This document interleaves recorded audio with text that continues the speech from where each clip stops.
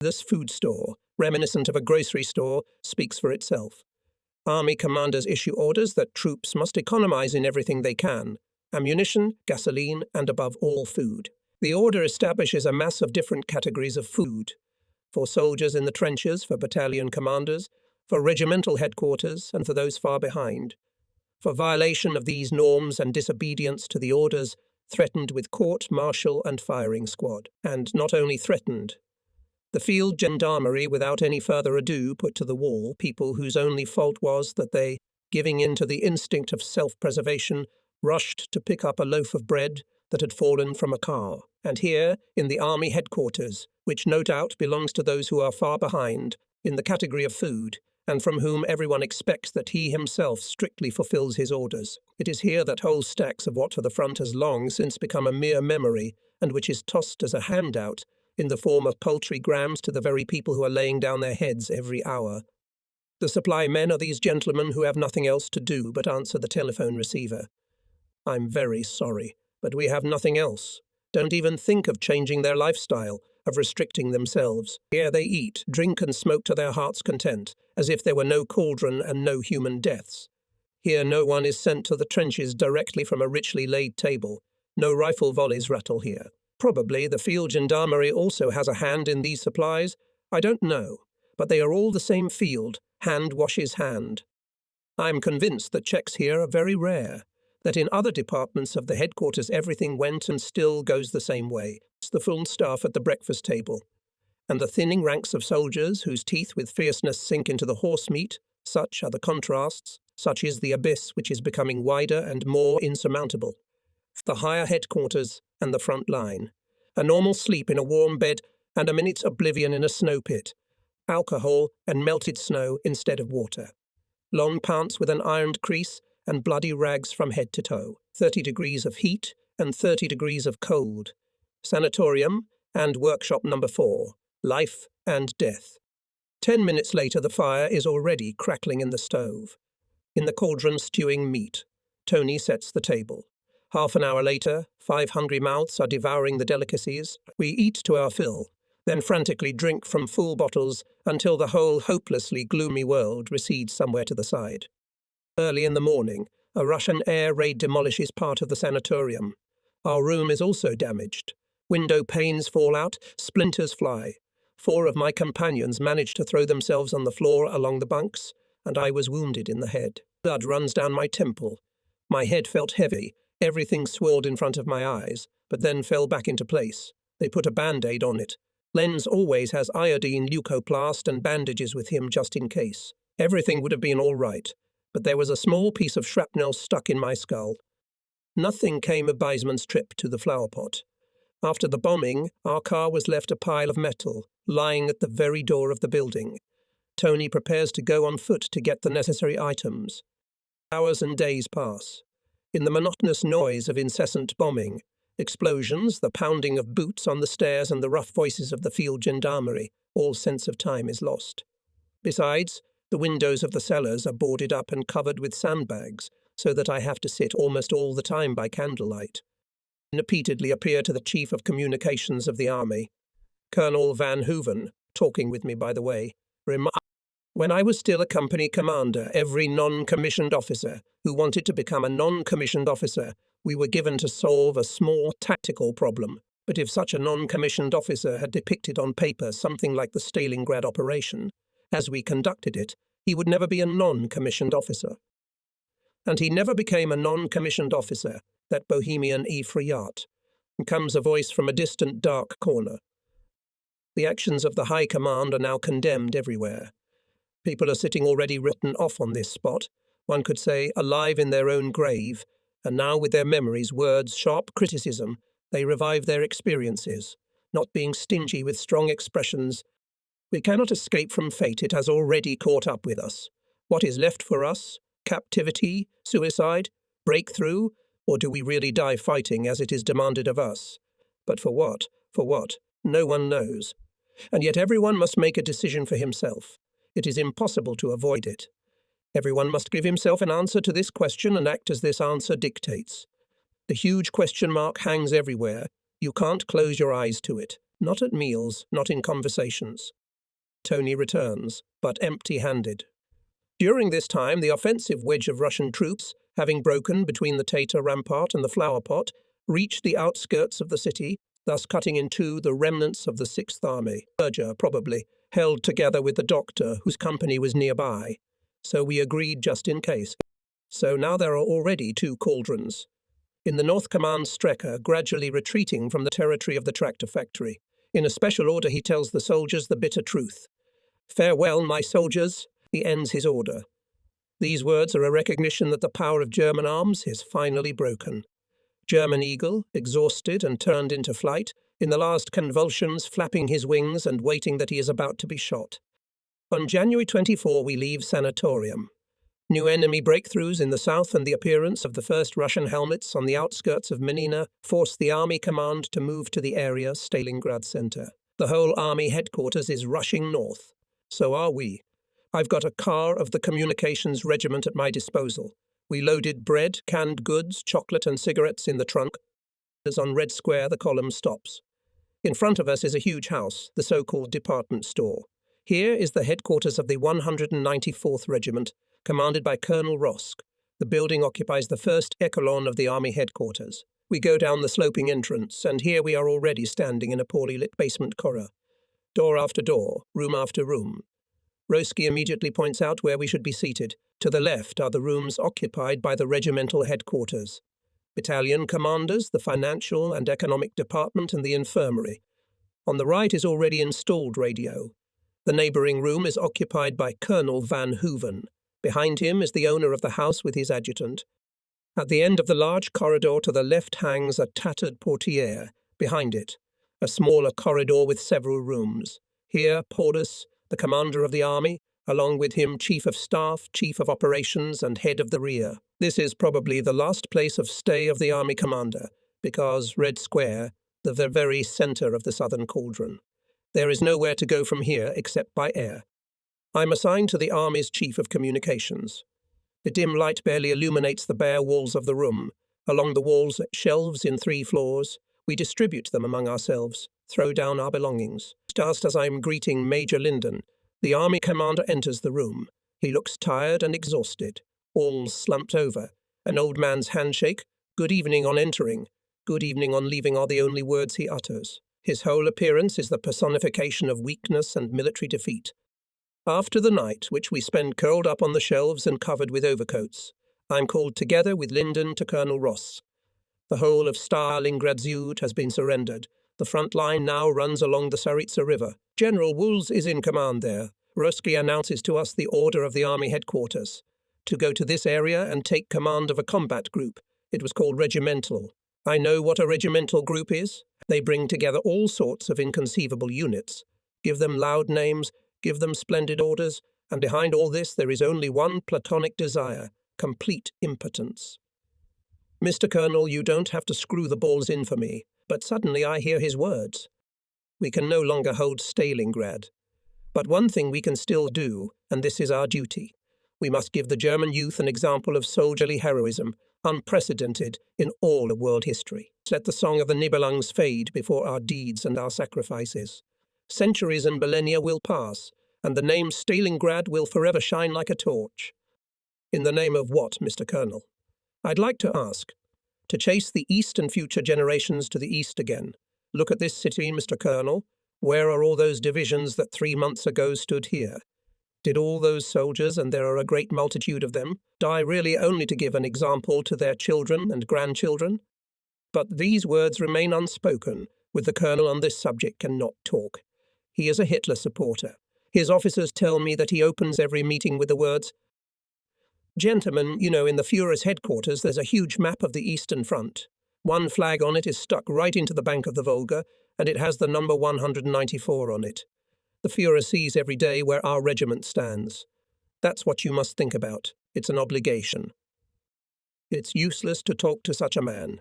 I say, Jawal, get into the trophy jeep and drive towards Saritsa, rushing through a solid fog. On the right and left stand, like ghosts, collapsed houses. The driver doesn't pay attention neither to descents and ascents nor to heaps of rubble. The speedometer shows 60, though there is no visibility ahead for 30 meters. We are spurred on by the bursting shells of the Russian artillery, which irregularly, but in a series of volleys, hits the piles of ruins. The car creaks and cracks, shakes. We have to grasp the windshield pillar with both hands in order not to fly out. On the bends, the car tilts so that we only miraculously do not overturn. But the lieutenant at the wheel is unperturbed and confidently drives out onto a large street stretching parallel to the Tsaritsa bank. Here we are met with such a hurricane machine gun fire that I order to stop. Together with Tony, I make my way on foot to the dark spot on the other side of the sidewalk. Before us looms a silhouette that resembles the massiveness of an American skyscraper, a huge 10-story building, the roof, in clouds of smoke. Shots and machine gun bursts rumble from above, mostly from the side wings stretching along the river depression. The firing is coming from south and southwest directions. Obviously, the enemy is trying to find a weak spot on the Tsaritsa riverside, pushing between barely recognizable figures sitting on the floor in the dark corridors. I finally get to some kind of room, like a gymnasium.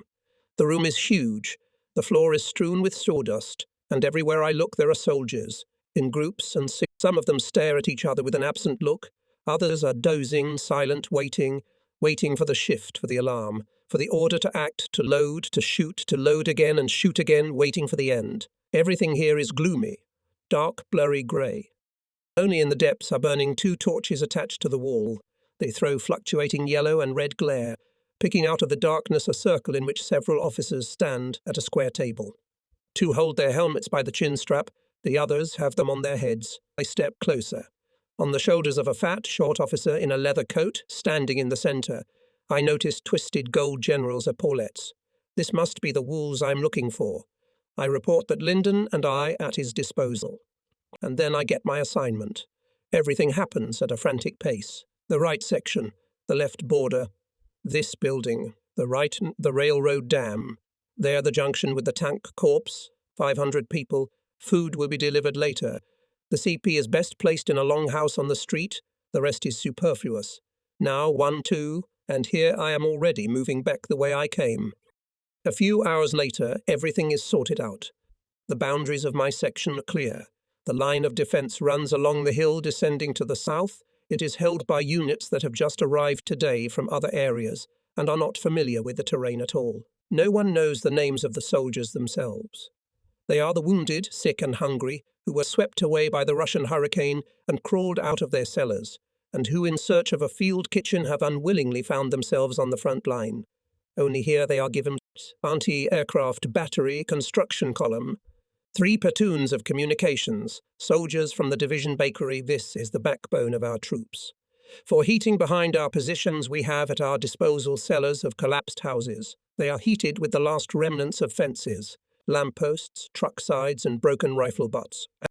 The house where our CP is located stands 50 meters behind the front rifle cells, right on the big street, the continuation of which on the other side of the railway embankment leads to the so-called GPU prison. It is a miserable asylum, practically only 4 walls, between which the wind whistles.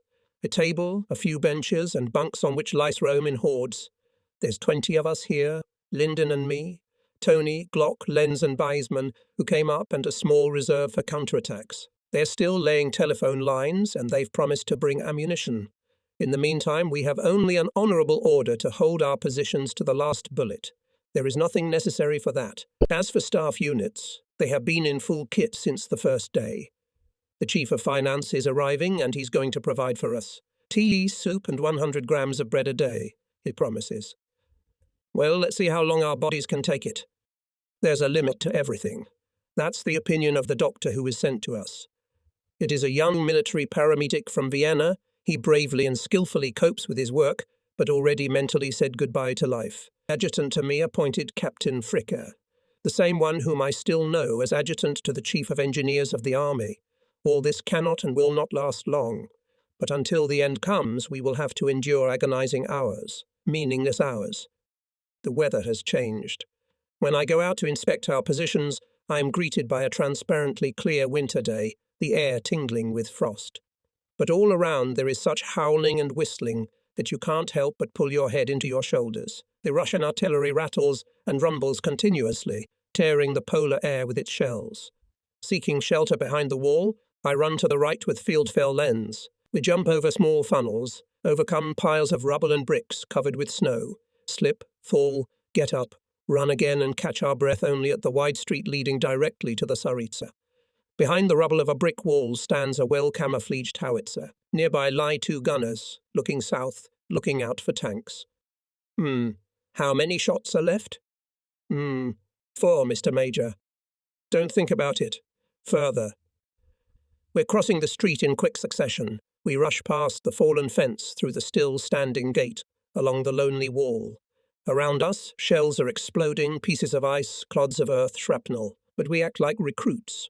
We have to take cover every 100 meters, or even not to stick our noses out at all. The heavy caliber guns' volleys do not stop. Burying yourself like a mole, you wait for a direct hit, which will save you from torment forever. Toward us are two ammunition carriers. Their clothes are torn and covered with mud, their faces are overgrown with stubble, and there are icicles on their eyes, nose and chin. This is roughly how fear drew us as children of the houseboy, paying no attention to us. The two run on. They are driven forward by order and will. It's amazing that the bleeding stump of the Sixth Army is still somehow holding on. The army is writhing in spasms of weakness, rage and despair, like a man with a broken spine who retains full consciousness while his body gradually dies out. Lenz and I have now reached the corner of the fence and throw ourselves on the ground for a respite. The terrain in front of us is completely open, and we have to rush 150 meters. There are broken tanks and broken guns, some with overturned barrels and carriages. Nearby lie rifles, helmets, canisters, shreds of uniforms, and a lot of ammunition, in ribbons and scattered, rusted and recently abandoned. This way, Herr Major, down the path, right up to that yellow house. Lenz shouts to me. We go up, we run. I'm ahead, he's behind me. I stumble over snow-covered corpses. Russian machine guns are pouring fire on us. Just don't pay attention, just jump up and go on. We have to run. Barely catching my breath, I run up to the yellow wall and throw myself on the ground. In a split second, Lenz is already lying next to me. I slide the helmet from my sweaty forehead to the back of my head. There, ahead, where a wrecked truck is lying across the street, about 20 steps to the left, I can see smoke from a short pipe. That must be the cellar of an anti-aircraft battery. That's where I'm going. Now a little more here, Major, only 50 meters. We jump up, run to the truck through telephone masts and lampposts, collapsed balconies and unexploded shells, over icy snowdrifts and broken sidewalk. One last dash across an unoccupied cross street, and we roll down the icy steep steps to somewhere down into the darkness. Gone are the days when we were adding to our stock of French words and the word Le Chateau had meanings for us. Headquarters, command post, shelter. In the cauldron everyone is crammed together like sardines in a tin can. Our shelter is in collapsed cellars and primitive burrows in the ground. The anti-aircraft captain sits in his rather capacious room. 30 men from his battery are still here, warming themselves in the heated dungeon. One is cutting another's hair. In the corner, it turns out there's still that in the world, says the radio. In the area between the Don and Mennik, sounds from the loudspeaker, German troops are advancing to the northeast. Do you think this can really save us? I'm bombarded with questions. I just shrug my shoulders. How would I know? Personally, I consider it an expansion of the Rostov bridgehead to facilitate the retreat of our troops from the Caucasus. The anti-aircraft gunners cling to this last straw. The operation was undertaken for our sake. It can't be otherwise. At the last minute, the Führer kept his word. I don't stay long. The captain quickly packs up, and the three of us go to the positions. We start the detour on the right, at the railway embankment, 5 meters high. It, slightly bending, leads to the iron structures of the bridge over the Tsaritsa. The hand machine gun, installed here to protect the flank, is well camouflaged. Its field of fire extends far into the southern part of the city occupied by the Russians, and it dominates the terrain in front of the positions of the units of the 14th Tank Corps, located to the right. Adjacent to the left are the firing positions of the 20mm guns. Flat ravines, snowdrifts, and some planks are all that is there. Between them are scattered in small groups of riflemen.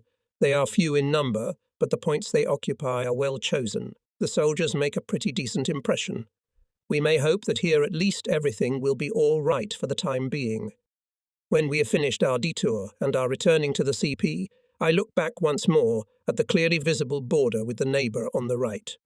About 50 metres from the flanking machine gun, I notice some movement towards the enemy. Two figures, clearly outlined against the light background, under cover of the embankment, are approaching the bridge. Could it be any of my soldiers? Well, this is too much.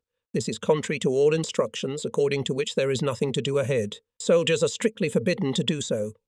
I raise my binoculars to my eyes. Yes, that's right. Two of them are walking calmly and unperturbed towards the Russian positions. One of them is wearing a leather coat, which means he is an officer. He has a helmet on his head and a rifle over his shoulder. He is short and stocky. Here he turns his head to the left, and suddenly I notice his epaulettes gleaming with gold. There is no doubt. A general, it seems that life is not expensive for him if he decided to walk in the neutral zone. Or is he looking for someone up ahead? And no guards, only one escort? I look at the other one. He's wearing a fur hat. That's the last thing we need. A rifle slung over his shoulder like a man on a Sunday hunt, the barrel looking away. A long over. Damn it, I know him. It's Hartmann, commander of the 71st Infantry Division. Yes, that's him. So two generals on a no-man's land, without notifying the commander of the area, without any guards and behaving as if on a walk. Unbelievable. I would never have believed it if I hadn't seen it with my own eyes. After all, the Russians are shooting like crazy, and both of them don't even try to take cover. Yeah, they have no fear, you can tell. Or maybe they think that generals are bulletproof. I'm curious to see what they want. I stare intensely. Now they are following each other farther along the embankment. Here are another 20, 25 steps. They stop. Now I recognize them well. I can see by the movement of their lips that they are exchanging a few words. One reached into his leather coat pocket and handed something to the other, but I couldn't see what. It must be a clip of ammunition, because Hartmann lifts his rifle and reloads it, and the other one does the same. Ignoring the wild shooting, they continue to talk among themselves. Not for long, then they hold out their hands and look each other in the face. A short handshake, you can only see the movement of their hands, and both of them. No, I wouldn't believe it if I hadn't seen it myself.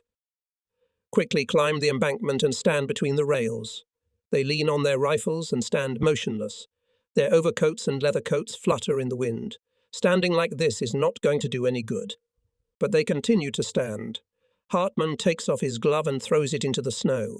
He picks up his rifle, aims while standing, fires, reloads and fires again. The second general fires as well. And although they are being hit with countless barrels, they are still standing at the same point and apparently have no intention of leaving. Is not this suicide?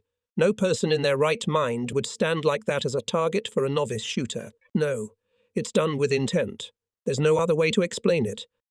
Hartmann takes out a new clip, inserts it into the magazine, and at that very moment falls like a cut oak tree on its left side, rolling down the embankment.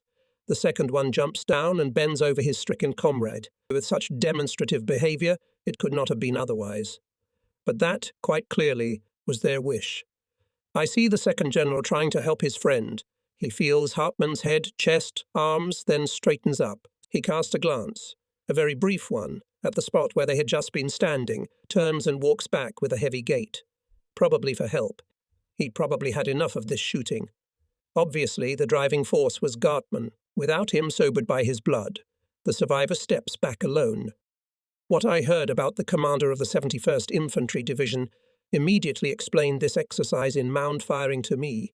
Hartmann was against the continuation of a futile fight, and therefore against the command and Hitler personally. He saw a way out, but the way out led to disobedience of orders, discipline.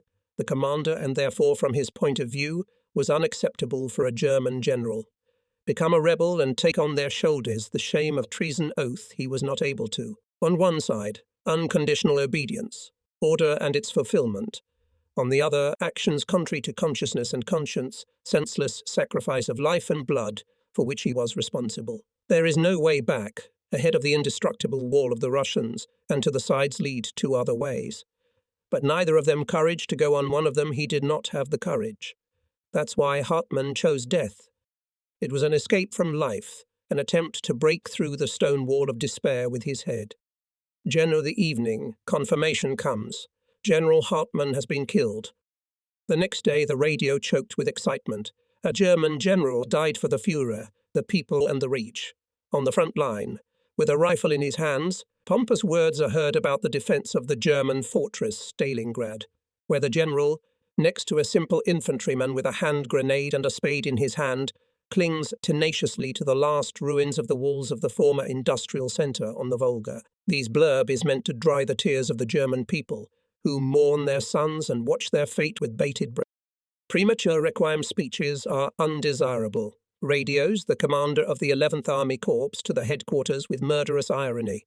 Wait to call us finished before we're finished. New Year's Eve, 1943 The new year began, and the hope and faith in the possibility of soon getting out of the deadly encirclement ended. Operation Gotha remained an episode with a tragic outcome for our future. Shortly before Christmas, the spearhead of the advancing wedge of deblocking troops approached us at a distance of 40 kilometers and reached the boundary of Myshkova. Soldiers on the southern front of the cauldron could see through the treeless steppe how bombers were dive bombing in the distance. At night a keen eye could distinguish gun flashes on the other side of the Russian ring. The commander of the motorized and tank formations, which were to break through to meet the advancing army, only waited for the moment when it is on a wide front to reach the planned boundary. He was already sitting at his command post on the road Dmitrievka, Pitomnik leaning over the order to attack. The strike was to be made in the area between the 3rd and 29th Motorized Divisions, but at dawn on December 28, Goth retreated. On the middle Don, Russian broke through the front of the 8th Italian Army. To cover the northern flank of the army group, Manstein ordered the transfer of the 6th Panzer Division to the 3rd Romanian Army. This decisively weakened Gotha, who could not resist the onslaught of the enemy's operational reserves. Losing heavy losses in men and equipment, he had to retreat with fighting, and this retreat has not yet been stopped. Our fate is sealed. Rumours and radiograms can no longer help us, although on January 1, Hitler once again assured that he would not leave us to our fate. The soldiers bitterly ironize those who do not skimp on irresponsible promises. The only thing you hear from Manstein is, "I can't unblock it. God help me to get out of here on my own." About Vierbig, commander of the 8th Air Corps, now there is a bitter pap. Now there is a bitter pun. Flutstrung beliebig, Gesichnet, Vierbig. Yes, to run away. Now even the most incorrigible optimist understands this. Only one thing is unclear. Dying of hunger with empty stomachs and empty magazines will finally be shot out of mercy. But it is only a matter of time. Better an end without torment than torment without end. That is our only wish. The gain of time is no gain to us at all. All of us sitting here in the cauldron know what time is for us and what the watch on our hand is for. Time is agony. Do we have to keep looking at the clock to tell ourselves that we are 1 hour closer to death? Our kicking of the clock gets on our nerves. Time drags on slowly. Morning, noon, evening, night, and again morning, and again morning. It is as if time has never gone faster, and now it is dragging on purpose to torment us, to torture us, to pull the veins out of us. It doesn't want to hurry up when, staggering from hunger, we look at the shining dial and can't wait for the minute when there will be an empty but smoky broth in front of us. When it is necessary to take the initial position for counterattack, when it is necessary to stand up to attack, it rushes like a sprinter on the track, not to let us think for a second, so that we thoughtlessly act and follow orders, so that we make mistakes and then we can say in our defense, "I had no time to think." Such is it, time, unaccountable and cruel, unstoppably fast for some, deadly slow for others. The man who invented the clock was a sadist. It tyrannizes us today, forcing us here, on the Volga, to look at the dial hundreds of times a day and sigh. No, your hour has not yet come. You still have to wait, and for how long? It is unknown, but you must wait, wait, and wait again. On New Year's Eve, it seemed that our last hour had come. 2 hours before midnight, the Russians began a hurricane artillery bombardment from 1,000 barrels on the entire front of the city of 30 kilometers. Cannons, howitzers, rocket launchers and mortars opened such a fire that we were completely dumbfounded and thought that the long-awaited general offensive had already begun. But this time it was not yet. It was, apparently, just a New Year's greeting from the enemy. Russian loudspeaker installations at various parts of the front gave advance notice of the upcoming fireworks. Soldiers should go into shelter. And the fireworks? No thanks. But what if the Russians really do go on the offensive? This New Year's Eve horror permeated us to the very marrow of our bones.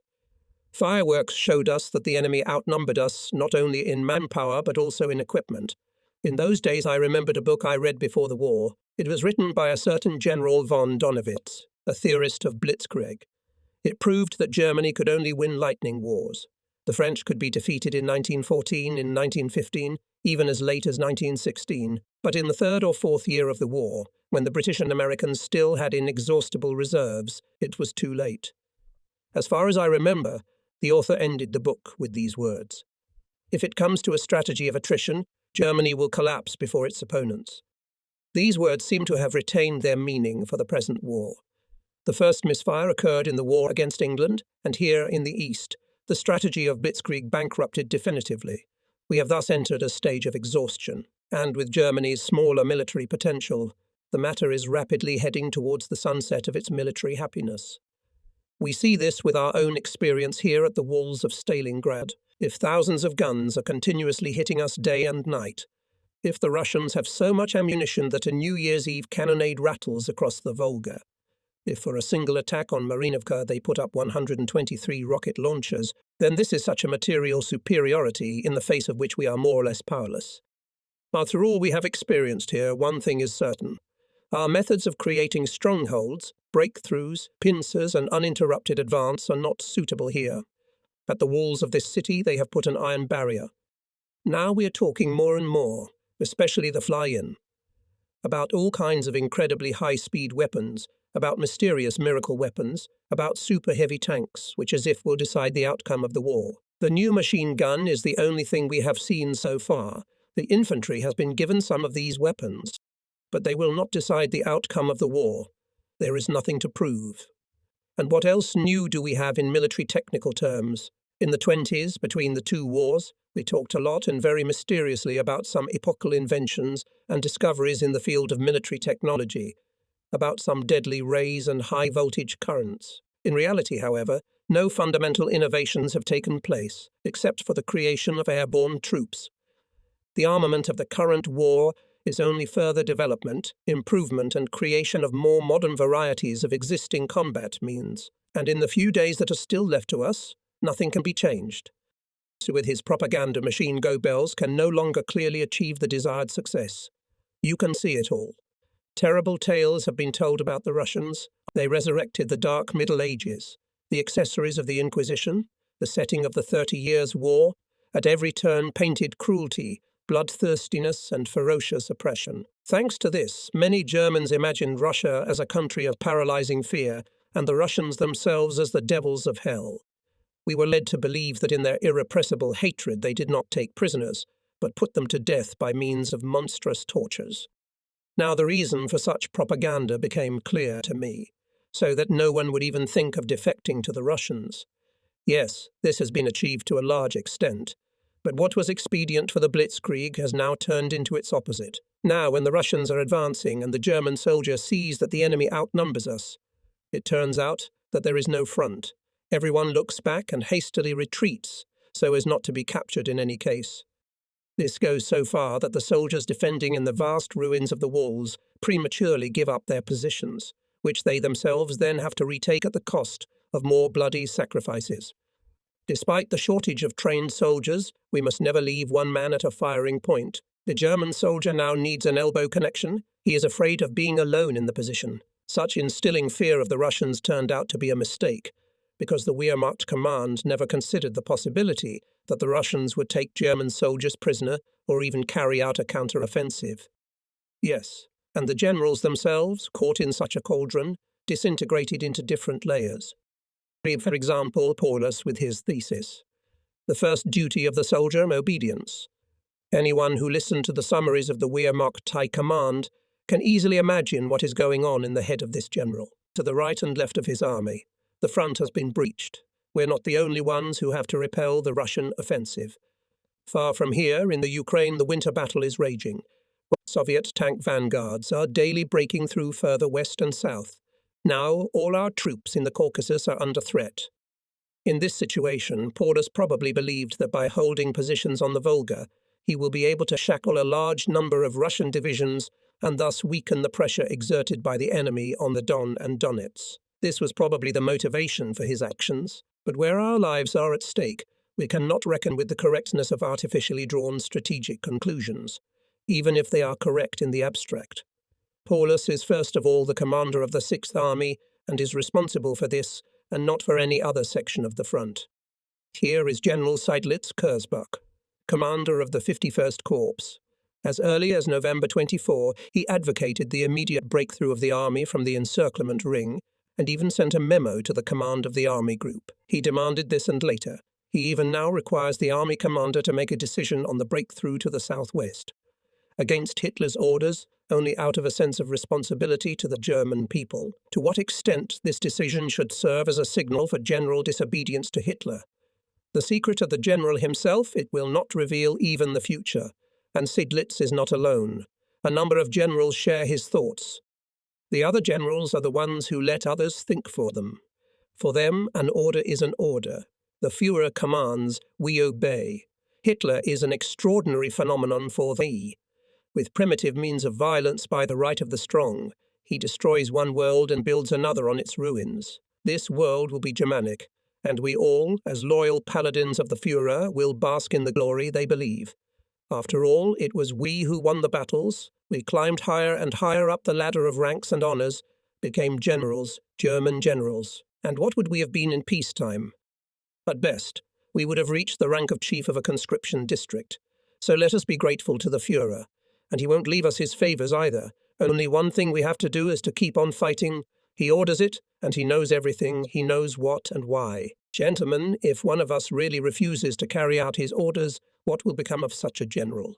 He'll disappear forever, and there'll be room for him on the plain. And then a court-martial, imprisonment in a fortress, and maybe even, you know how strong the hand is there? If we don't want to destroy ourselves, there is only one thing to do. You obey, obey, and obey again. General's hands discipline applied to the visor of the cap with a gold cockade. A chorus of voices unanimously pronounce, Jawohl. And a whole row of German generals, round over the left shoulder, is sent to carry out the order. January 7, just before dawn, I'm called to the phone. Says 1A Division. Please come to me immediately. The other commanders are on their way. I arrive in Razgoryaevka, around depressed faces. Here is also Colonel Eichler, Major Schutzhart, commanders of Reconnaissance Battalion, Anti-Tank Division, and Communications Battalion. I'm the 7th. One regiment is no longer there. He disbanded, and Lieutenant Colonel Wolf on illness evacuated by airplane. After me are the head of the personnel department and the head of the rear of the division. Now everyone is assembled. The first staff officer goes to report to the general. Von Schwerin looks very serious and sick. Nodding his head greeted us and without much preamble takes a seat at the head of the table. Gentlemen, the reason for today's meeting of commanders and chiefs is sad. Our infantry division is being disbanded, effective immediately. Before we part, it is necessary to find out everything to the last detail. Because I have been summoned to the army commander for today, and tomorrow I have to leave by the highest order. I have nothing to tell you how hard it is for me. That's great. It's like a bomb exploded. So our division is disbanded, scattered in different directions. The division in which we fought all over Europe is liquidated, far from its rear garrison. In short, with a stroke of a pen, what had hitherto bound us all together is severed. In each unit there are still a few men who have been fighting in this division since the early days of the war, so few of them left, but that binds them even more tightly. And now to part with them? For 2.5 years I commanded a company in my battalion, and now for 3/4 of a year I have been its commander. I not only know the names of the soldiers, I know them. I'm the 6th Battalion commander and the last. It's bitter. But doubly bitter when I think about the fact that it was under my command that the battalion suffered the greatest losses. On the Don and here, at Stalingrad. From 730 men remained a double-digit figure. This force disintegrated into pieces in my hands. I could not hold it, and now it's all over. I call myself a commander. I've just become a major. But in reality I'm just a speck of dust. No amount of rank will help. No, it's not the stroke of a pen under an order that eliminates us. We were liquidated by what happened here, at the walls of Stalingrad. For months, the division no longer exists, and without this order. The general says, only one regiment remains. It is transferred to the 305th Division. In it will be reduced to the remnants of our units, infantrymen, sappers, scouts and communicators, artillery regiment, and rear entirely transferred to the neighbouring division. It is disbanded completely. Officers and privates of the division headquarters depart with the general. With them, together, and the commander of the communications battalion, except for the units that are transferred completely. All commanders are transferred to Eichler's regiment and used there according to the need, regardless of their specialty. And for you, the general turns to me, I have a special surprise. Paulus appointed you commander of the sapper battalion of the 16th Panzer Division. Your predecessor was killed. Hand in your papers quietly, and then report to commander in person. In about 2 weeks, I think. So I'm staying in the cauldron. Great, I didn't expect anything else. I'm being handed a completely foreign unit. How strong it is, no one can say. Under the present circumstances, I was transferred to a completely unknown unit, to a fully motorized battalion in which not a gram of fuel was to be found, and my old comrades, who would have been so useful to me in the new place, were distributed among infantry units, regardless of their faces. That's all I really needed. Later today, the general finishes his speech. I ask everyone to come to my place for a small farewell party. After talking with Eichler and returning to the flower pot, I decide so. Fiedler will command an infantry company, and Franz will take command of the regimental sapper platoon, the remnant of my battalion. Rembold, Tusch and Hertjen, Edergen and von der Heyde will go as platoon commanders to Eichler, and the doctor will take over the so-called supply company, which consists of 200 lightly wounded men. Berger will stay with me. Glock, Lenz, Tony, and also Beismann will later be taken with me to the battalion. Everyone's face was stretched out. It couldn't have been otherwise. The idea that our battalion no longer exists is particularly difficult to reconcile with Paul Fiedler, a freshly promoted captain, and Franz and Rembold, who has just become an Oberleutnant and a lieutenant. Even Hertjen, who has quickly acclimatized to the battalion, cannot hide his disappointment. It's a real pity, he says. Never mind, I'll see you in Koblenz, in the sky, or in Siberia. After a few hours spent in the general's dugout, where we indulged in reminiscences, we wished the general all the best, and he assured us. After a touching farewell, at which von Schreven wept a little, and after a sleepless night, when I was saying goodbye to that piece of the motherland which the now-lost battalion had been to me, I went to the nursery on the morrow to give new orders to the units of the transport in person. Besides, I wanted to see on the spot how our property was faring. At the very moment when I cross the railroad at Gumrak, I see a long convoy of vehicles passing by the last houses of the village in the direction of Pitomnik. On the cars I see the Lorraine Cross, which is the distinctive sign of our division. On the front car, T-black-white-red flag. Our divisional standard. Everything is clear. The division headquarters is on a long journey. I decide to see who and what is sent by air to the homeland. Hence at the airfield reigns feverish haste. The column enters, everyone quickly get out of the cars, the airplanes are ready for departure. Outsiders are not allowed on the field guard, while an air battle is playing out above us and one Messerschmitt is deftly trying to rise above 2 Russian fighters. The doors of the grey-white planes open, and now the first officers are sitting inside. The den men can hardly keep up with them. With boxes, suitcases, and linen bags, they trot after them. 2 motorcycles are loaded into the airplanes. While they are dragged upstairs, and it is not easy, because the weight of them is solid, I have time to talk to the staff clerk, in whose eyes shines the joy of unexpected rescue. Says he is so intoxicated with this joy that he is ready to give the most detailed answers to all questions. The general wants to move westward as soon as possible after landing, presumably in Novocherkassk. According to orders, of course. Car, unfortunately, in such a small plane cannot be dragged, so we are carrying 2 motorcycles, both fueled to the top. That's right. If we're already written off, why leave us gasoline? It's important that this gentleman with an old soldier's name has something to get away to the rear, even if the transport is so unattractive. It's such an excellent impression. A general on a motorcycle, quite according to the field regulations. You can see at once where he came from, that he has smelled a lot of gunpowder. It smells like the hero of Stalingrad. 2 Russian prisoners of war are also put on the plane. This is necessary, although at first it seems incomprehensible. But 2 motorcycles require 2 engine fitters. No one would deny it. And the departure is so sudden, where to find time to find 2 soldiers in the sapper battalion and take them with me. There are only 2 men from HQ I don't see here, the 2 divisional priests. One of them I wanted to give a letter home. Just a few lines written in a terrible hurry. Pater, pater. The clerk strains his memory. Ashtar, both priests are being left here. After all, each of them is already over 70, and there is not enough room in the airplane for even the most essential luggage. Mr. General is especially sorry about, because he has so much respect for the church. But one has to choose pater, motorcycles or locksmiths, which is more important. It's all about the war, what's needed for the war. And you can somehow do without a priest, no matter how hard it is. Everyone can understand that, even a pious man. What's in these crates? Groceries. You've got to take care of yourself. It's only a 2-hour flight, so we could do without food. But who knows what it'll be like down there after we land. We have to provide for ourselves. Yesterday, each departing was given 10 cans of canned meat and a loaf of bread, finally filled their bellies again, and the leftovers, of course we take them with us. What else should we do with them? Leave them for the troops? Or give them to the wounded? What's the point? There won't be enough for everyone. Only many will feel offended. No, there's nothing wrong with division headquarters. They take care of their men.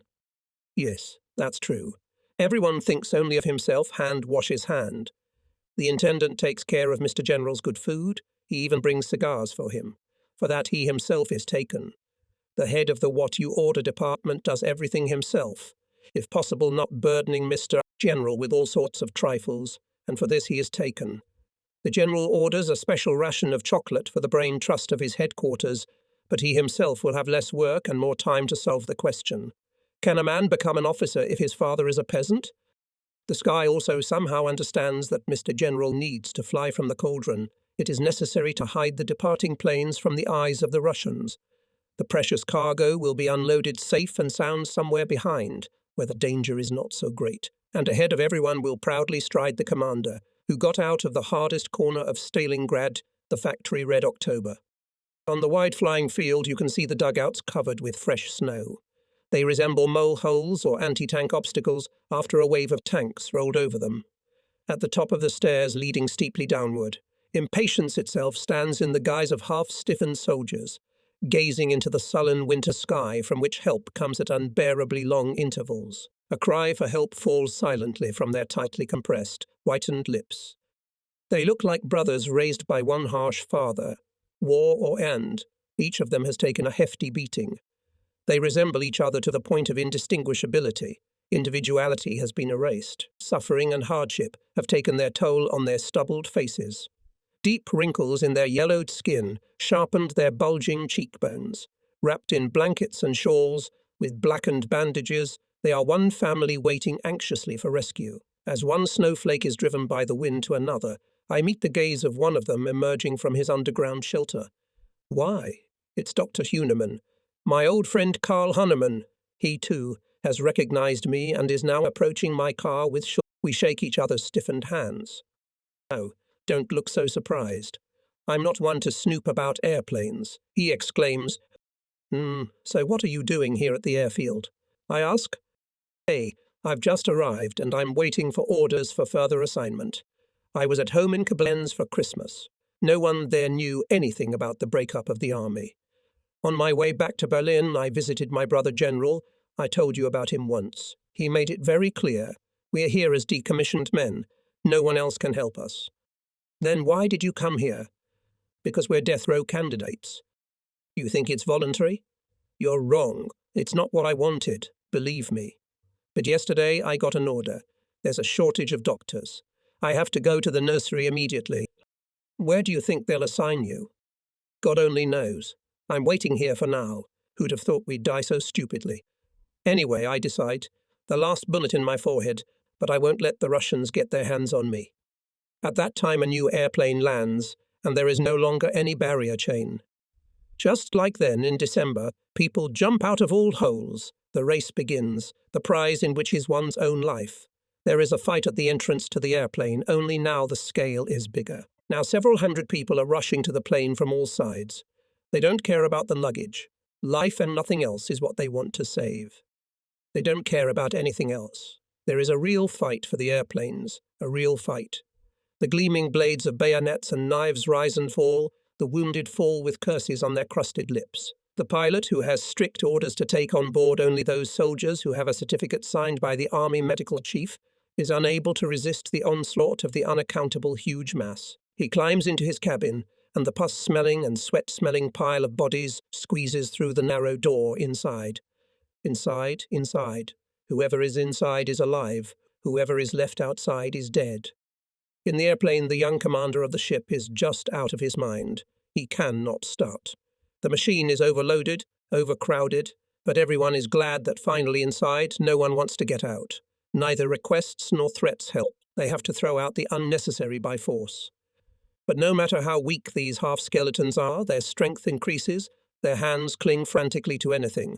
Their fingers are crushed with their heels until they unclench, bloody, but they cling again, and the whole thing repeats itself. In the end, the dropped man falls on a double row of those already, lying by the plane, and bangs his head on the frozen ground. The scramble lasts for several minutes. It no longer makes any sense, just so long as the number of people leaving doesn't interfere with the takeoff. But the door to the airplane is still open, and immediately 6 to 8 hands cling to it to claw their way to escape. They try to pull themselves up, but they can't succeed. Their arms are too weak, their legs dragging on the field. But they still won't let go, even as they are hit in the joints, clinging frantically to the fuselage in desperation. Gunshots sound, and the arms finally fall off. Those who just wanted to fly away are now lying in the snow, exhausted, half dead, and medics from the big tents are rushing to them. The airplane is already starting, rising into the air and taking a course to the southeast. At that moment, something falls from it, a soldier who tried to fly away. The heavy sound of impact is heard. It is a fall into hopelessness, into a cauldron, into... Then I go to my convoy. The men are already in the know. One officer of the head of the wagon last night brought the news of the disbandment of the division. I'm giving orders to wind things up. The bulk of the equipment is to be transferred to the Army's engineering supply depot. Trucks, except for 3, should be transferred on the spot to the 305th Division. After that, the sappers to get on the remaining vehicles and go to the flower pot, where they will receive from me the last order. Today is January 8th. It is a day unlike any other. It requires the command to make an important decision, the most important decision it can make at this moment. What that decision will be, none of us know. We only know one thing. The decisive word can only be spoken within 24 hours. Everyone who belongs to the 6th Army knows this.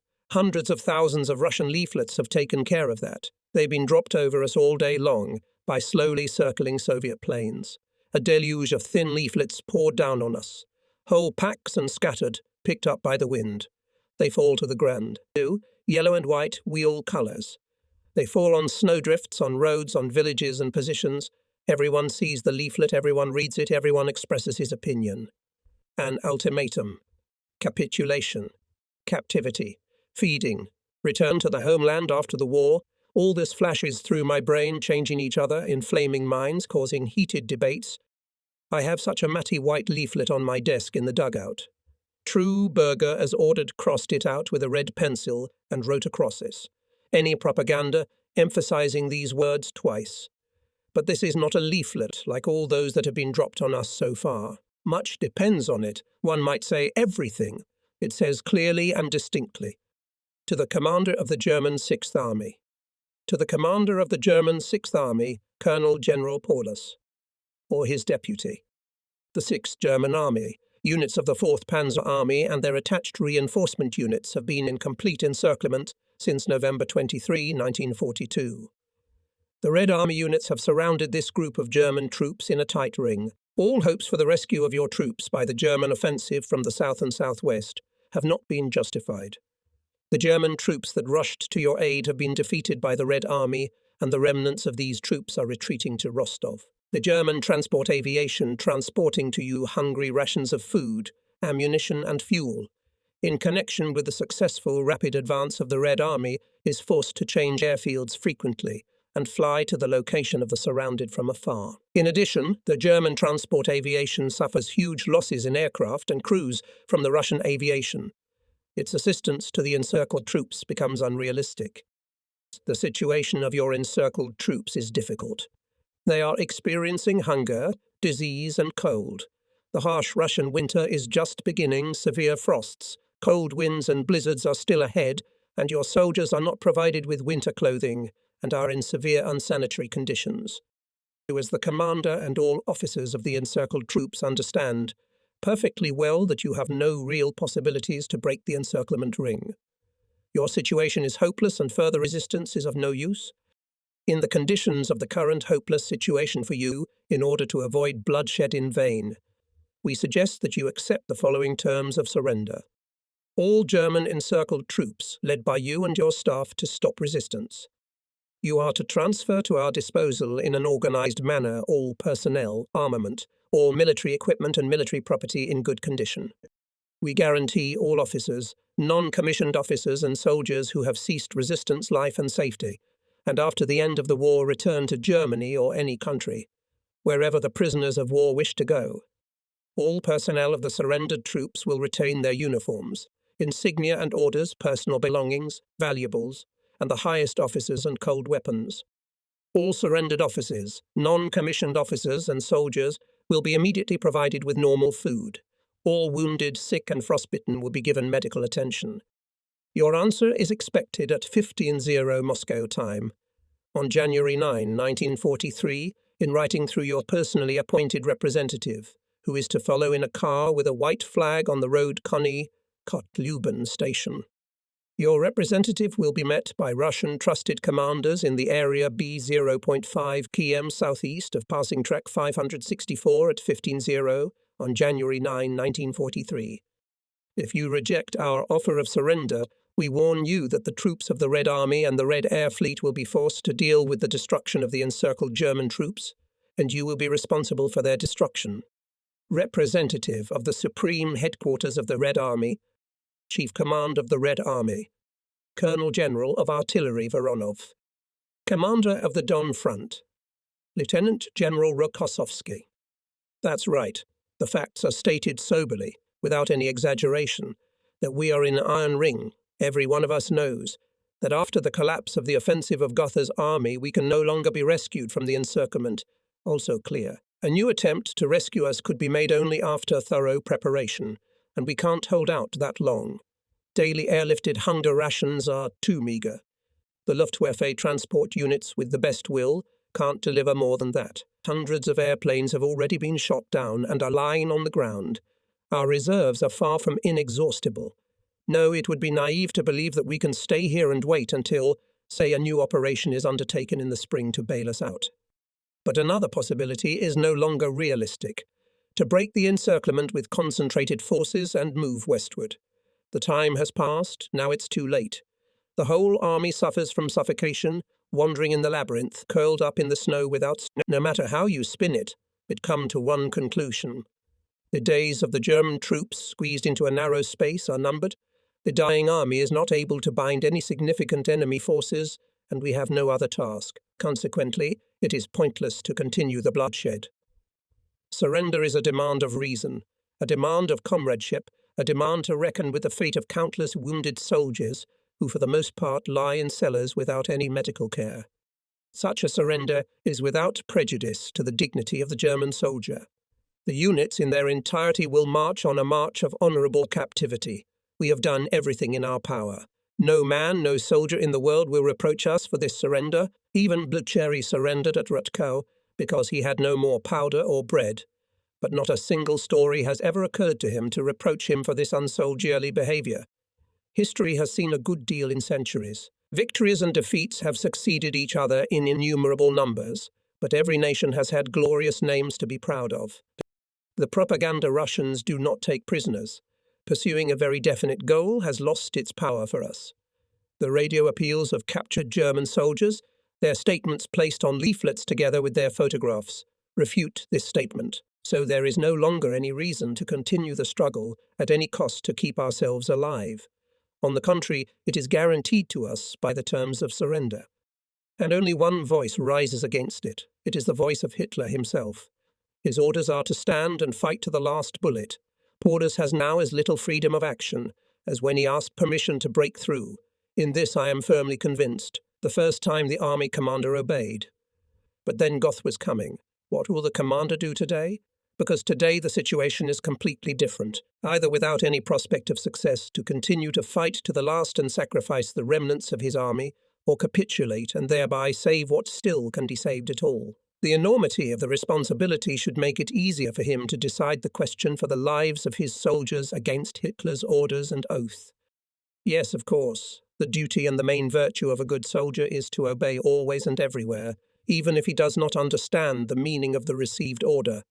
But here at home, the facts speak their own imperious language. In the last 6 weeks alone, 100,000 people have been killed in round numbers. He who, under such conditions, intends to maintain his blind and stupid obedience at the cost of the deaths of the remaining 200,000 people is neither a soldier nor a man. He is a well-functioning machine, nothing more. The duty to his own people, who will ask an account for the death of their sons, is higher than the duty of formal obedience. Paulus knows this, and he will act in this way, but only if he will decide for himself instead of listening to what he is compelled. That's our opinion anyway. After all, we do not know that General Hube has just returned from the Führer's headquarters and brought the strictest order. To hold on until the end of February to the army will not break through to the tank corps of the SS troops. For this operation are designed and already being prepared for the life standard of the Führer Adolf Hitler and the Division Reich. As in the Colosseum arena of ancient Rome, the defeated gladiator turned his eyes with a plea for mercy to the bed of the emperor, so the Sixth Army froze waiting for the decision of its commander. Parliamentarians to be met with fire. The die is cast.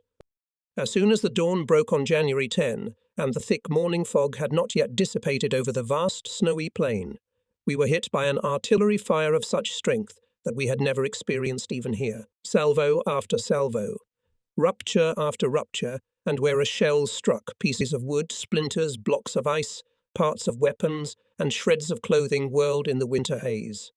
Between the ruptures are fractions of a second. The ear is unable to distinguish the individual gunshots. The bursts merge into one, a terrible like a light show. Fire shaft rolls over the positions. There is a continuous rumble and howl all around. Everything shakes and trembles, so that no one is able to stay on his feet, and even in the deepest dugouts glasses dance on the tables. The minutes of waiting stretch endlessly. Half an hour passes. The fire does not weaken. The flow of deadly metal does not subside. On the contrary, it seems that more and more new batteries are coming into action.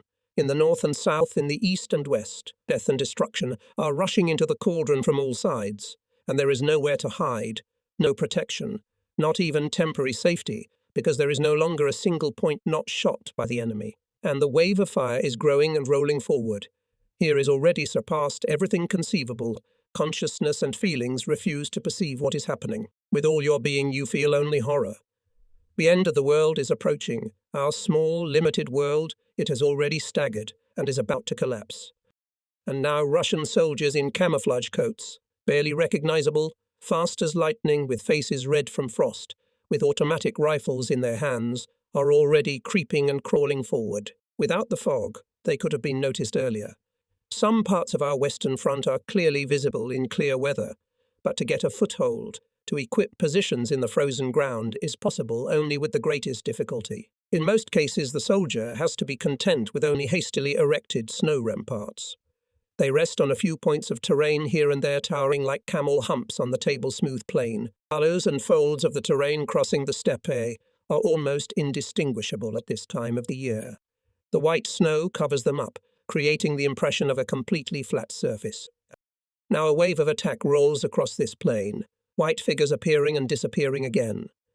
The groups deployed in battle order, overcoming ravines and gullies, become larger and smaller, like a wave of the sea surf which then comes, then recoils, but with deadly inevitability will still catch up with us. And in the breaks in the fog we can see the white monsters rushing at us, and from their barrels their volleys rumble. It's armoured death, a rampart that will crush us all. Adieu. Tanks ahead. Alert, alert. Behind the snowy ramparts there is excitement. The defenders are already lying down in the trenches and straining forward into the fog. They are waiting for the attack and clutching their weapons. The first rifle shots crack. The anti-tank guns begin to beat. But why is our neighbour silent? Where have the units on the left gone? There's a gaping hole there. The enemy is advancing unimpeded, threatens to cut in. threatens to break through our line of defense, but the neighbor still does not move, does not offer any resistance. It's incomprehensible. Where there was still life before the powerful fire attack, now there are huge craters. Tanks are irrigating the unfolded positions, and infantry is advancing after them. Today, the entire Russian front is on the offensive, while our troops are repelling massive attacks in the city and eliminating small breakthroughs. While the northern front of our cauldron with its right flank is still holding, the enemy's tank wedges are breaking through the insufficiently dense line of defense in the west and south. Despite the fiercest resistance, Marinovka was given. With the loss of this settlement, our front collapses. Russian offensive waves are moving forward unstoppably. Separate pockets of our resistance are blocked, and in the intervals between them in poorly fortified areas rush fresh assault companies. Now the German soldier, thrown out of his hard-won positions, has nothing left. He no longer has even a place on the bunks where he used to sleep in turn with his comrades. No protection from the winter cold. His satchel is gone. His last blanket is gone. The hurricane fire has ravaged, destroyed everything. Literally empty-handed, the German soldier stands in the middle of the snowy plain, digging his hole like a white hare, until the Russians throw him out again and drive him on. In the evening he is already told of the new place and again the same difficulties. He can no longer cope with them, he is too weak. And he sees the enemy rushing at him, an enemy accustomed to such a winter, dressed in warm cotton coats and half-coats. This enemy cannot be held back. What he failed to achieve today, he will achieve tomorrow. Blow after blow, and all new threatening news, barely veiled by the command, day after day come from the western front of our cauldron. The Russian formations are moving almost uniformly from west to east. From time to time this movement is slowed down in some areas by the struggle for individual fortified pockets of resistance, or intensified by quick strikes to isolate these pockets or cut important communications. In general, the Russian advance is fairly even, and the front of their offensive, despite the great length, remains closed and united. The encirclement ring is systematically shrinking tighter and tighter. Through the peripheral positions, the enemy is now invading the so-called fortress. Our front is becoming every day thinner and thinner, in some places even without the connection of individual links, and thus much more vulnerable. But the German command has no reserves. This weakness is a tailwind for Russian plans. Russian onslaught can no longer hold. The process of tightening the ring of encirclement is going at the fastest pace. It is already possible to calculate the day and the hour when the last shot will be fired and the death of our army will be accomplished. This is the doom with a clock and a kilometre counter in hands. The doom occurring with mathematical precision. A nightmare of hopeless despair grips us on these fiery nights. Resistance to inevitable fate is futile. No matter how much you think, there is no way out. Either you fall where you stand, or the next rampart will trample you on a new line of defence. It's all the same. And he who leaves his position without orders behind you will be captured, court-martialed, shot. Death awaits you here and there. Only a miracle can bring salvation. But in contrast to those who soberly see death in front of them, there are also many of these hunted and tired soldiers who still believe in a miracle. The Führer will manage. With these words on their lips they fight and die. With these words they burrow into miserable snow pits, never to rise again. The last strength is exhausted. Blood is spilled in vain. Exhausted by the daily bloodletting, without blood in his face, unable to regain his strength, the German soldier drags himself through these gloomy January days. His strength is melting away like a burning candle, which at last, before it is completely extinguished, flares up with a bright flame. In the stage of the history of wars, the last act of an unprecedented tragedy, the fact that we can still fight at all, that our pulse is still beating, though slowly, barely, intermittently, but still beating, we owe to the airfield in the nursery, the only one our army still possesses. It is the source of our life. Our storehouse, ammunition depot to fuel base and pharmacy, all at once. True, the number of planes breaking through to us has been reduced to a minimum, and delivered supplies are far from enough to provide the necessary 22 divisions, but still a few cases of ammunition and a few quintals of bread give us the opportunity to resist somehow. With every hour the danger of losing this source, and thus the last thing we cannot live without, is growing. Only 6 days have passed since the beginning of the great Russian offensive, and the Russian vanguards have already approached the nursery. They are not just approaching it, they are attacking and advancing. They know well. With the occupation of this airfield with the German troops in Stalingrad will be finished even faster. In the dugout town of Nursery, do not look so far ahead. January 15 is an ordinary day. In the afternoon, another 800 wounded arrive in the big tents. The doctors have sent them here because they have no more dressings and medicines, and here there is hope for evacuation by air. Many of the wounded have travelled here at their own risk, but the tents are overcrowded. People lie huddled together. The wounded next to the sick, dystrophics next to the frostbitten. There is nothing to think about their provision. Newly arrived in long lines encircled the entrance, others squeeze into dugouts, wherever there is at least a place. And everyone has only one thought: to get out of here. Late in the evening, the area comes alive. Groups of soldiers appear, officers give orders, machine guns are set in position, their barrels pointing to the west. Staffs, doctors, and a lot of logistics men hanging around with their vehicles will soon learn what this means. The defence line has been pushed back again, and from dawn tomorrow will run here, right through the nursery. Everything comes into disorderly motion like an unfurled anthill. Packing is the password. Where's my suitcase? Hurry up and get my car. What, kaput? Then a big diesel truck. Immediately. All the gasoline, to the last drop, into the tank. Where to? Who really knows where to go? Maybe someone can tell me where to hide. The city must be full. My God, we'll see. Just as long as we get away from here, that's the most important thing. Hey, Sergeant Trigg, don't just stand there, move it. Put it all down and report to me. Let the others look with anger. They're jealous. We're no better. Let's flee together. What did I say? What escape? Just redeployment, sudden redeployment. A German rear guard with 10 years of military service doesn't run. Every child knows that. Well, now get to work. We still have time to change. Quick, the duffel bag. Take off the old stuff, put on the new underwear and uniforms. Everything goes fast, like a good recruit. It's not without reason that I spent 10 years in the military. What they taught, they taught. And who knows if there will be a chance to change clothes again. And whether I'll be able to carry a canvas bag with me, the times have become stupid. Just one more look in the mirror. Yes, it's me, a German officer used to walking from victory to victory. True, my face something pale. But that's just from the hurry, or maybe from the first doubt. In all dugouts, similar scenes are now taking place. Intense doctors and medical staff are preparing to flee. They are no longer to the wounded, no longer to the sick. The lightly wounded are being organized into marching columns. Where to? We don't know that anyway. Take care of yourselves, and be glad you're walking on your own 2 feet. You know, the seriously wounded are only partially evacuated. The bulk of them stay here because these poor guys are helpless. And there's nothing we can do. Sanitary cars 1, 2, and 4. Gasoline a little bit, and it is needed for a car with dressing material and medicines. Feverishly prepare to leave the cars. Everyone who used to move with difficulty is helping to clear the road of snow, pushing 2, and 3-ton trucks to start them. It's no use pressing the starter. Small fires are lit to warm the engines. 10 minutes pass. Another try, the engine won't start. What can the soldiers do? Not much. They want to get out of here, nothing else. But why doesn't anyone care about destroying what's left? Why doesn't anyone think of the explosive charges lying in wait? Why doesn't anyone follow the orders of the army command not to leave anything for the enemy? Nobody moves a finger to fulfill this order. There are no free fingers for it. Everybody's hands are busy with other things. Machine gun fire is heard in the distance. We must hurry up. New fires flare up. There are more and more of them. And suddenly a volley of large caliber guns hit the whole pile.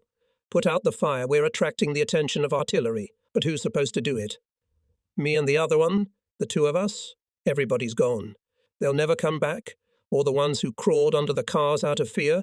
Look at them, they won't help you either. Floating around in the snow with shrapnel in their bodies. And they're already dead. Hear that whistling, howling again, bam. And again. Hey, where are you? Where have you gone? Listen to some sensible advice. Hello? But the last one is already rushing past. The square is empty. The roads are in terrible confusion. Cars and fleeing groups all heading east.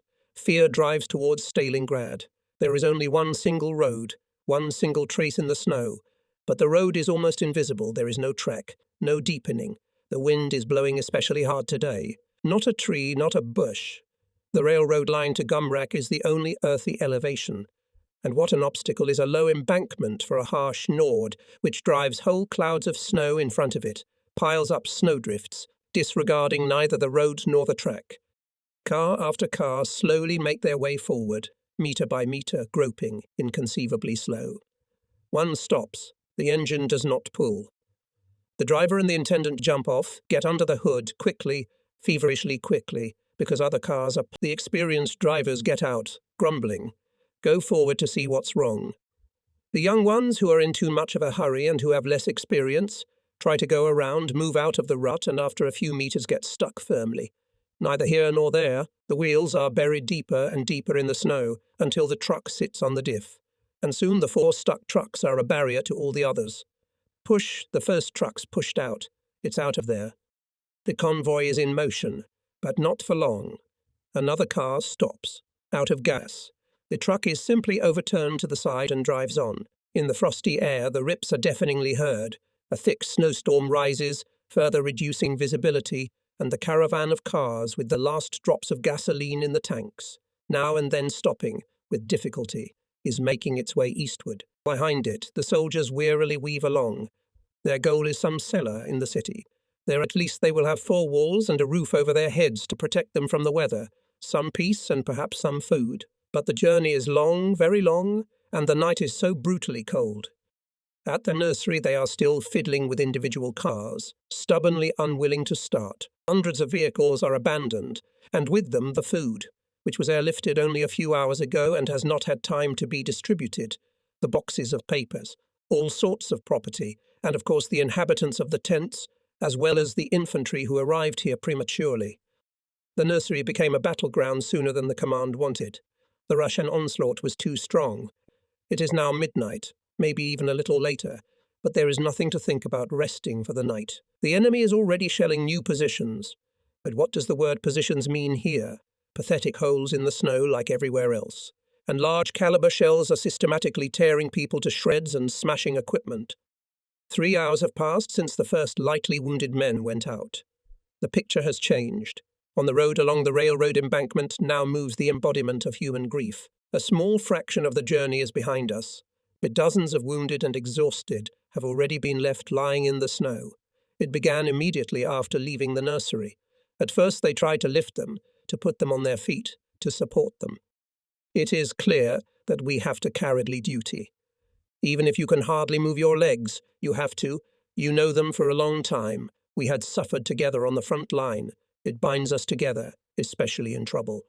Falling people are picked up under the arms and dragged as, otherwise you can't call it.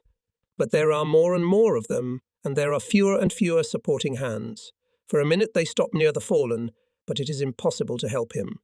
The wind is howling, the frost is penetrating to the bones through the torn uniforms, and the column is still tramping in one place. What to do? Leave him lying here? It's death. But he can't be helped. And you can't stand longer. It's no use to anyone. You're only calling for your own death. And with a heavy heart you walk on, and the laggard falls into the beaten track. He waits. He still hopes for someone who will come to his aid, waits for compassion and mercy, for a saving truck. He feels overwhelming fatigue, his eyelids close. He rises once more and looks back. But no one is coming, no one and nothing. And then hope fades, and with it he himself. He slowly sinks down and falls into slumber, and the wind sings his last song to him, covering him with soft snow, higher and higher, until it covers him completely, and only his hand is left sticking out of the snowdrift, crying for help. But he is not alone. At first every 100 meters, and then more and more often they lie, doomed to die, waiting for a great miracle. They try to crawl despite their painful wounds, frostbitten hands and feet. And when a bunch of the same soldiers who can hardly move their legs and are ready to fall by them, they pray, incantations, curses. The words "help, comrade," are heard until the footsteps fall silent in the distance and the loneliness returns. They call for God's help, make vows, fold their hands in prayer, mutter "Our Father." The last convulsion, the last breath, and then the head falls to the side. Their mouths and eyes are open. Even after death they throw their mute complaint into the dark night. Here the railroad embankment turns steeply. 3 empty freight cars stand on the rails. They offer shelter from the wind, and several soldiers climb inside before collapsing. Their numbers are growing, 30 men now. Perched against the walls, they look around frantically, rubbing their hands together. Their feet are already frostbitten. Their last hope is for a truck to pick them up. Two lie outside, pressed against the snow, staring into the distance in the melancholy light of the slightly dawning dawn. And the crowds of the stronger and more enduring continue on their way. Supporting their wounded and frostbitten comrades, they barely move their legs, straining their last strength. It is more than a cramp. Before them, they know, is salvation. That salvation is Stalingrad. The vast pile of ruins seems to them a paradise. Their muscles are ragged, their stomachs are empty, but the desire to reach it gives them the energy that makes them lift their legs and take the next step. Many already exhausted, giving the last little bit of strength to their wounded comrades, and are themselves victims of this terrible night, left lying on the roadside with the one they tried to save. Behind, in the nursery, they finally manage to get the truck in motion. The tactical sign of the bomb battalion is discernible on it. At the wheel of this last vehicle sits Glock. The other two trucks are already on their way. They want to reach the flower pot, where the battalion commander summarizes the final line in his war diary. The truck is packed to the brim with soldiers and wounded, with our treasurer squeezed in between. The truck lurching, sneaking through the blizzard, sometimes only for a moment flashing its headlights to illuminate the way. There are snow-covered hills on the road. The truck bumps into them. The engine roars. First gear on. Gas, full throttle. The wheels take, overcome the obstacle, crush it with the weight of the car. A crack and crunch is heard, as if the wooden legs of a chair break. The flattened pieces stick to the cylinders and, frozen, spin with the wheel until they fall off at the nearest corner. In front, Glock sits behind the windshield. He doesn't see it and nonchalantly drives the 3-ton truck forward. The soldiers, standing and lying huddled in the back of the truck, also feel only tremors, thinking, probably, that they are pieces of ice, stones or tree trunks. In this cold, their souls are barely in their bodies. Every rare pulse beat echoes in their ears like a bell strike, like a funeral bell ringing over the fortress of Stalingrad. The car overtakes a group of 3 soldiers. The one in the middle is sitting on a rifle, to which the other 2 are frantically clinging. It doesn't take long for these 2 to carry him through. They fall with him and lie helplessly in the snow. Glock stops the car and, although everyone is strongly against it, puts them in. The wounded man is lifted into the back, and now he sits among the others with his broken leg. But with this, the last possibility of help is exhausted. There, on the railroad embankment, where the freight cars are parked and where they have long been waiting for help, the truck is surrounded by a crowd of the living dead. With sunken eyes and arms as thin as whips, they seem to come from the other side of the world. They appear right in front of the front bumper, so the driver has to brake sharply and stop. "Take us with you. We can't go on. We're finished." Bony fingers cling tightly to the sides of the car, half-skeletons clinging convulsively to the fenders and radiator. To the left and right, death itself peering through the glass into the cabin, 6 or 7 yellow, frightful faces. And behind them crowds a shapeless mass of almost incorporeal beings who were once human and want to be human again. They encircled the car in a solid ring, cramped, clinging to it. This onslaught of despair is terrible. It is dangerous in the strength and menace that lurks within it. But the last ranks are wavering, swaying, stomping, falling to the ground, and Glock realizes the powerlessness of these soldiers, already marked with the seal of death. Even if one of these shadows, one of these ghosts in uniform, raises his hand threateningly, he will sink back into the ghostly world if no one takes pity on him. He has no more room. He opens the door and explains to them. He points them to the back of the truck, which is packed like herrings in a barrel with kennel soldiers, then shakes his head and says firmly, but no one backs down. They don't understand the pleas or the threats. They don't want to understand it. They want at all costs to get the hand that is already grabbing them by the throat away from them. The onslaught on the car intensifies. The mass of the desperate grows. The situation becomes more and more dangerous. Suddenly someone's bayonet flashes. Glock feels a blow in his leg. He slams his fist into someone's face, slams the door shut, gives the gas, and the wheels go into motion. Drops of sweat appear on his forehead. The conversation with death is over. He drives the car farther east. The nursery is taken. The heart of the army has stopped. But the brain still does not want to recognize this fact, does not want to draw a conclusion. Fight on, are the only words heard from the command. So to the last bullet. Well, this moment is coming. The western front of our encirclement now firmly passes west of Gumrak along the line Pishanka, Bolshaya, Rososhka. The space of the cauldron has been halved. In many divisions, machine guns have become a rarity, and there is nothing to say about weapons of larger caliber. Heavy weapons, for the most part, fell into the hands of the enemy in the abandoned positions. In some areas, the remnants of companies and battalions abandon their weapons. The soldiers realize the futility of further resistance and do not want to lay down their heads one by one. They want an end to this horror, and since the command turns a blind eye to the facts and persists in its blind obedience to orders from above, the troops act on their own. The command responds by introducing courts martial. Any soldier who voluntarily stops fighting is to be shot as a deserter or embezzler of food dropped from an airplane.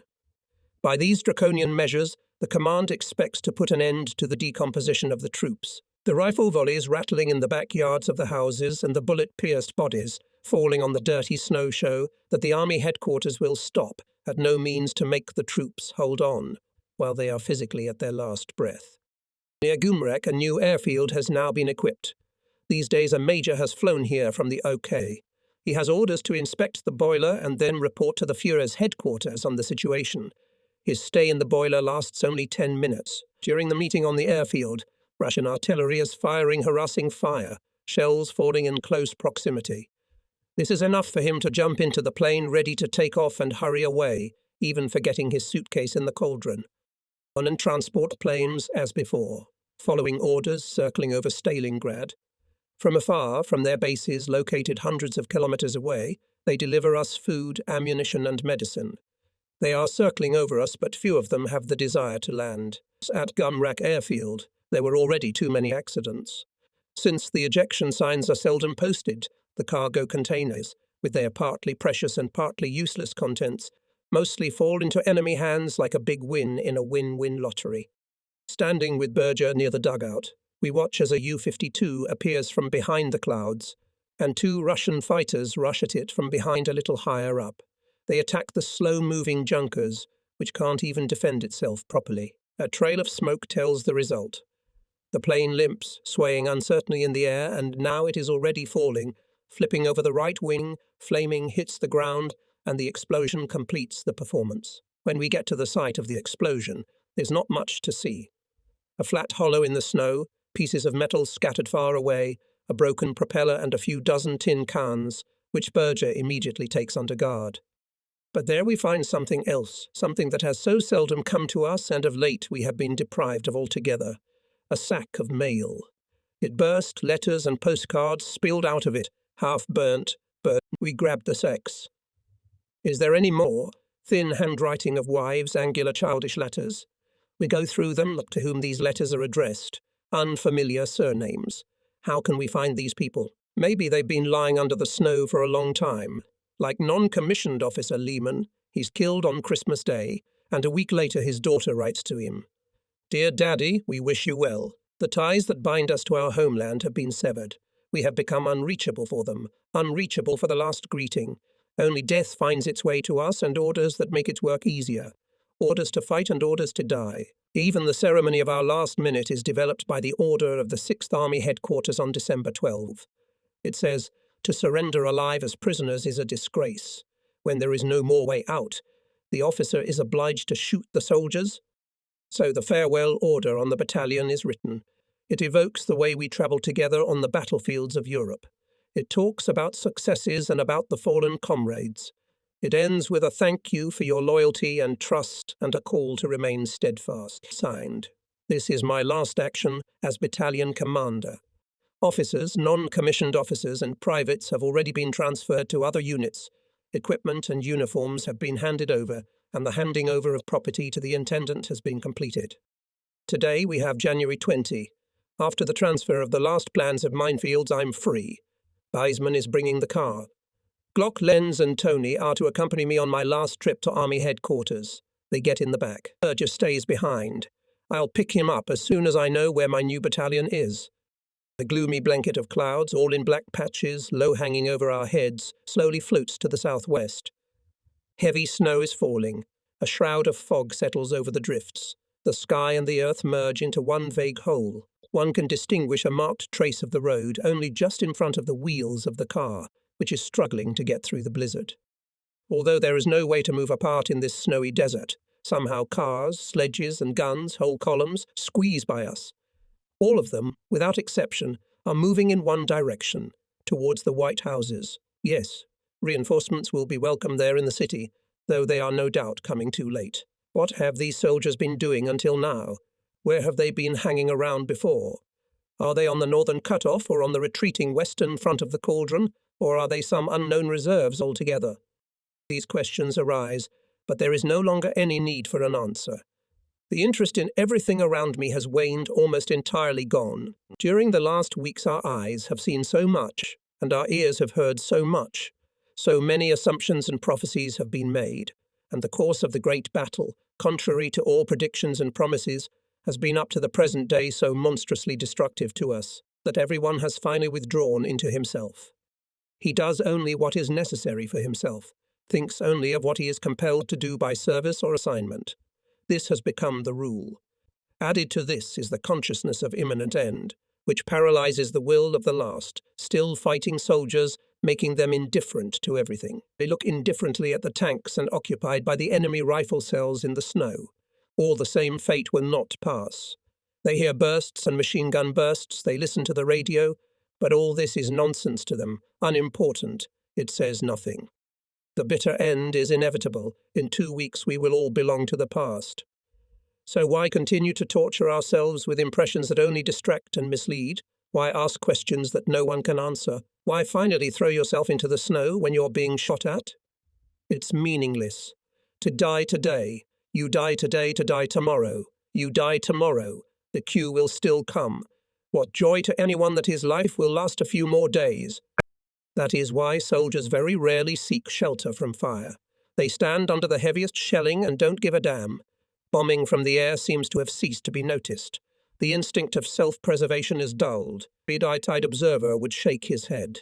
He would either be amazed at our endurance under enemy fire, or he would consider us abnormal. More likely the latter, especially if he had come closer and looked into the faces on which fate had already made its imprint. In front of us is the Tater Ski Val. The passage, which in autumn was 10 meters wide, is now barricaded with blocks of ice piled on top of each other. Cars have to pass through 2 narrow roundabouts. This is to prevent Russian observers stationed on the heights around the tennis racket from casting their eyes inside the cauldron. Something is going on here. Cars are parked to the right and left of the 3-meter-high rampart, men pressed against its slopes. One raises his head and shows something to his neighbor with his hand. There are small groups standing on the road too, especially near the pass. Some captain makes a sign to me to stop and walks towards me. Look out, Russian tanks. You can't pass here. Where are the Russian tanks? Here, at the Tater rampart? Mr. Major can see for himself. I'm climbing the rampart. The wind throws handfuls of white dust in my face, but still through the veil I manage to see that there, ahead, on the steppy expanse, 50 meters away from us, something white and huge is moving. Damn it, yes, a tank, a Russian T-34 tank. More can be seen on the right. They are slowly, as if by feel, making their way across the snowy terrain, moving on, obviously in search of German troops. But they are no longer there. Neither a steel helmet nor a hand with an anti-tank grenade or an explosive charge can be seen.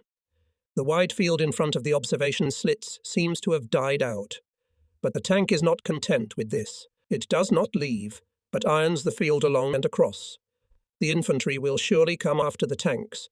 They must leave them the area where there is not a single living German.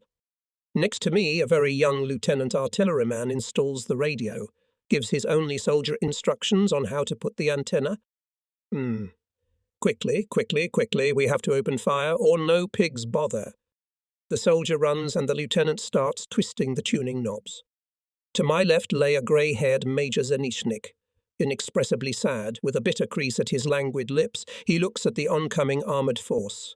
He is no longer shouting like an artilleryman. He is calm and tired, damn tired. He knows very well. This is the end. But he has to express to someone what is eating away at his soul. And since I happen to be next to him, he turns to me. His voice trembles with an inner pain I've rarely heard. Why do I, an old man, have to endure this? Was it not enough for me in 918? Oh, he's crying. With the first tear, he lost all his composure. Now the tears flow unrestrained down his stubbly cheeks. He wipes them with the sleeve of his greatcoat. His whole old body shakes, and in his broken voice he sounds the impotent bitterness of the defeats of 2 wars. 1,600. I hear again the voice of the lieutenant on my right. Behind rattles a gunshot. But what does behind mean now? Where the firing positions are now, tomorrow the defence line will probably be already passing. The cauldron will be so narrow that the guns can only fire at direct fire. The gap is right in front of us. 1,800. Again the shot rumbles, and again the gap. Overflight, all battery, yells now a young lieutenant into the microphone, transmitting the refined coordinates. But all efforts are in vain. T-34s nonchalantly tire the terrain, and when the shells burst, they have long since been at another point. In response to our battery shells, they turn their flat turrets toward us and point their guns. Over our heads whistles shot after shot. Sometimes the shells seem to fly just a palm away from our heads. Some of them hit the rampart in front of us so that we are covered with shrapnel and snow. Many of those around me are sent farther on their way. Along the Tato rampart, one by one, they walk south, to the place where the flight barracks stands and the first facades of the houses of the central part of the city, Stalingrad Center, can be seen. They stumble like exhausted wanderers, with their heads down, like beaten dogs. Having in fact no purpose, they drag themselves to the ruined city only because there are cellars there, because there is warmth, because in clear weather smoke from chimneys can sometimes be seen there. Maybe they can get at least a portion of hot food there. That's what drives these men. That's what determines their route. Nothing else. No orders, no battle assignment, nothing like a consciousness of duty, much less the will to fight on. And I, too, can't stay on this patch of ground indefinitely. I must get to the army headquarters. But the road along the rampart is unfamiliar to me, and Russian tanks are walking along the highway. I force myself to get up. Into the car, direction, highway, gas. And now our high-capacity car slips through the ice barrier and rushes forward quickly. Gas, gas, full gas, more, until the tankers figure out who we are and what we want. Maybe in the fog they'll recognize us as their own. We are whizzing between the stopped T-34s. The road is flat. The speedometer shows 80 kilometers per hour. Sweat is pouring from Beisman. His big hands are frantically clutching the steering wheel. South, south, south, just to avoid getting stuck in the... As the others look carefully to the left and right, the danger zone is gradually being left behind. But before we can descend into the lowland, a shell bursts to our right, Russian or German, it is unknown. We are lucky. Passing small houses and snow-covered hollows, we arrive at the outskirts of the town. Overturned sidewalk, toppled masts and lampposts, broken streetcar cars, craters, stones in piles and separately, large and small, burned capitol walls and obliquely demolished facades. All this merges into one continuous picture of destruction of the entire centre of the city, only a complete mess of basements, and all sorts of shelters remained. Somewhere here is the command of the army, asking, we make our way further. Field gendarmerie posts, individual officers, groups of wounded men show us for the first time in weeks we see, passing by, more or less preserved buildings. It is already dark when we reach the Tsaritsa River. We drive down the icy road, cross the river, then climb up the mountain again. We are in the southern part of the city, Stalingrad Zud. On the map it says, Menina, in this suburb the war raged the least. The street is flanked by intact houses and lattice fences. Another half an hour passes and we reach the place. In front of us is a huge building, the so-called sanatorium. In its cellars housed the army headquarters. Paulus is out of reach. I am received by the head of the officers' department, Colonel Adam. To my report he replied, "The Sapper Battalion of the 16th Panzer Division has been disbanded. It arrived too late, but he won't let me go back aye. No, you'll stay here, and tomorrow or the day after tomorrow you'll take a combat group in the south. There are very few healthy officers left. Do you want to get your things? From the flower pot? Well, I don't think you can get in there. Put that out of your mind. If you want, send your car over there. Have them deliver what you absolutely need. As of this moment, you're at the disposal of the Army Command. You may be needed at any moment. Sleep in the quartermaster's office. There's still room. It's right above us. Now, if you'll excuse me, I have to go to the chief. Good. Adam's leaving, and I'm standing here. I have nothing. No washcloths, no razor, no coat and warm underwear, no knife and spoon, no map of the area. Tomorrow at dawn I'll send Beisman to the flower pot to bring Burger and all the stuff. It's the only way out. I go upstairs from the cellar, and in the draughty corridor together with my 4 escorts, I look for the room in question. Is the quartermaster's department here? J. Wall. The bright lamp is drowned in clouds of cigarette smoke. It's warm, one might even say hot. At the table are 2 intendants, smoking like factory chimneys, with glasses of schnapps in front of them. One of the 6 wooden bunks is occupied, a sleeping soldier stretched out on it. Yes, you're welcome to stay. The room is vacant tonight. We leave in half an hour. Do they have a cigarette for us too? Of course, Mr. Major, here's 100. And the intendant put a big red packet in my hand. Austrian Sport. I open it frantically. Everyone gets one. Beisman holds out a match. We sit down, enjoy the smoke, take a deep drag. It's been a week since we smoked our last cigarette. The troops have used up their last supply. To smoke enough, we had to go to the higher headquarters. That's 100 for nothing. I guess you can't save money here. For us, tobacco is morphine, peace. None of us remembers any more how we were ready to run for a miserable cigarette butt, to ask for a last puff. Tobacco in the army means everything. That's what we've been convinced of in the last few days. Tobacco is mood. Tobacco is morale and will to resist. But tobacco is more than that. A few grams are worth bread, chocolate and hot food. Having 1 single pack of cigarettes, you can ease yourself on duty, ensure for yourself a shift from the post and a lighter outfit, a place by the stove. One of the intendants goes to the next room and returns with 2 packs of cigarettes, which he gives to Glock and Lenz. Everyone gets a shot of schnapps. We're satisfied. Overcoats are thrown off, bunks are distributed. We lie down and smoke to our heart's content, while the 3 former occupants of the room pack their things and prepare to leave. They want to get away. It's clear to us from the muffled words they exchange as they discuss the plan among themselves. Here they have placed a map on the table and are drawing a detailed escape route on it. Here, past this point, we must surely pass. I know an inconspicuous dugout there where we can wait out a couple of days. The woods for firewood are very close. And here in this I can't pronounce it. I know a hut here, it's probably empty. There's a lot of chickens and geese in there. And if we're lucky, we'll get a pig too. We can replenish our supplies. What do you say, Wilhelm? Wilhelm says it's a good offer. The 3rd joins in. Day passages are scheduled all the way to Milarovo.